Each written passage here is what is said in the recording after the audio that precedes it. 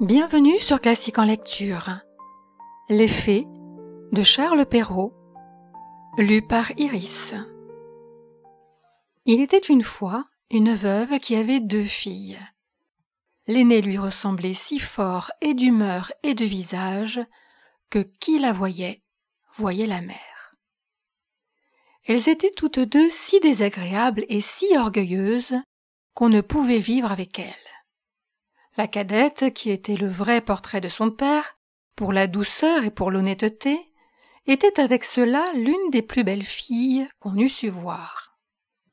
Comme on aime naturellement son semblable, cette mère était folle de sa fille aînée, et en même temps avait une aversion effroyable pour la cadette. Elle la faisait manger à la cuisine et travailler sans cesse. Il fallait entre autres choses que cette pauvre enfant allât 2 fois le jour puiser de l'eau à une grande demi-lieue du logis, et qu'elle en rapportât plein une grande cruche. Un jour qu'elle allait à cette fontaine, il vint à elle une pauvre femme, qui lui pria de lui donner à boire. « Ouïda, ma bonne mère, » dit cette belle fille. Et rinça aussitôt sa cruche. Elle puisa de l'eau au plus bel endroit de la fontaine et lui présenta, soutenant toujours la cruche, afin qu'elle bût plus aisément.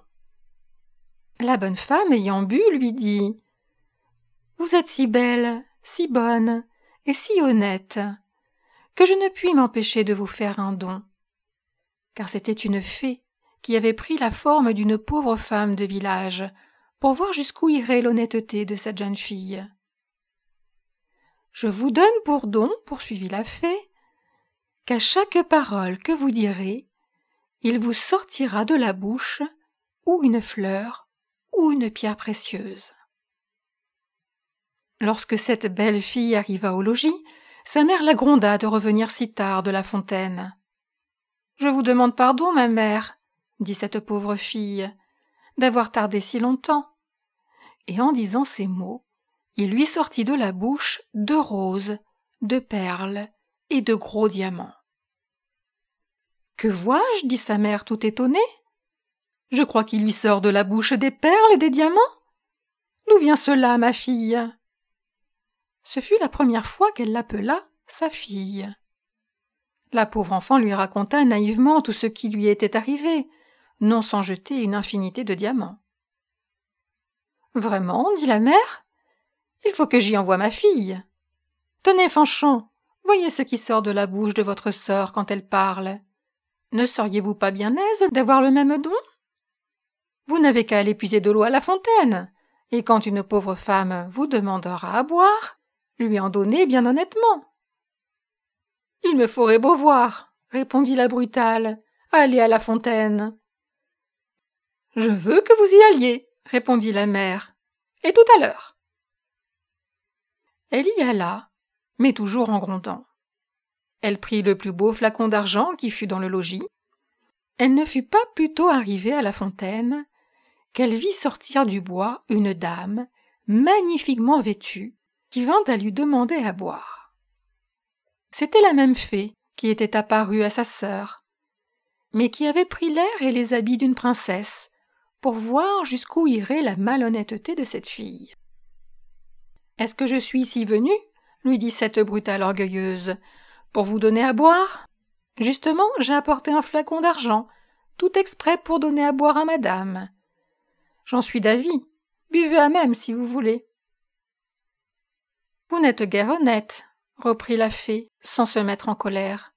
« Eh bien, puisque vous êtes si peu obligeante, je vous donne pour don qu'à chaque parole que vous direz, il vous sortira de la bouche ou un serpent ou un crapaud. » D'abord que sa mère l'aperçut, elle lui cria « Eh bien, ma fille !»« Eh bien, ma mère !»